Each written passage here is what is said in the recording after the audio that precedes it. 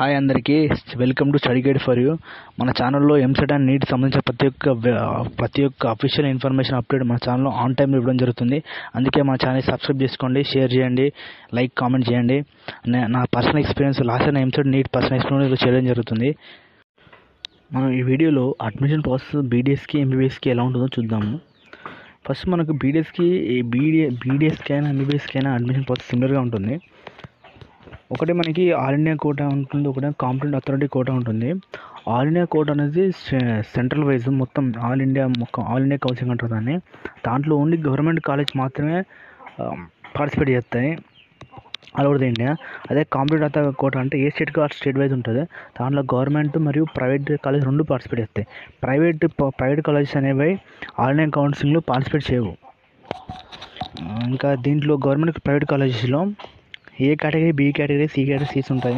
ఏ categories అనేవి government కాలేజ్లో మొత్తం B category, C category seats ఉండవు. 100% గవర్నమెంట్ కాలేజ్లో సీట్స్ అన్నీ కూడా ఏ కేటగిరీ కిందకి వస్తాయి. గవర్నమెంట్ కాలేజ్లో b category, C category seats ఉండవు. అదే ప్రైవేట్ అనుకో, ఏ కేటగిరీ సీట్స్ 50% ఉంటాయి, బి కేటగిరీ 35% ఉంటాయి, సి కేటగిరీ సీట్స్ 15% ఉంటాయి. గవర్నమెంట్లో మాత్రం ఉన్న ప్రతి ఒక్క సీటు ప్రతి ఒక్క మెరిట్ బేస్డే ఉంటుంది. ఏ కేటగిరీ అంటారు దాన్ని. దాంట్లో బి అని అట్లా ఏమి ఉండవు.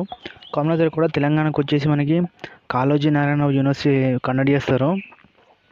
ఇప్పుడు బి కేటగిరీ అయినా ఏ కేటగిరీ అయినా సి కేటగిరీ అయినా సీట్ పొందాలంటే మినిమం స్టూడెంట్ మస్ట్ క్వాలిఫై కావాలి. నీట్లో క్వాలిఫై అయితేనే వేరే కంట్రీకి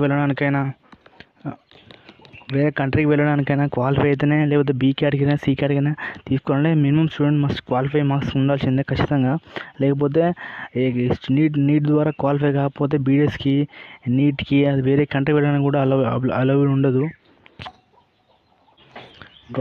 ప్రతి ఒక్క కాలేజీలో గవర్నమెంట్ కాలేజీలో సీట్స్ 15% అనేది ఆల్ ఇండియా కేటగిరీలో ఉంటుంది. అదే ప్రైవేట్ కాలేజీలో ఉన్న సీట్స్ 100% మన లోకల్ వాళ్ళకే ఉంటుంది.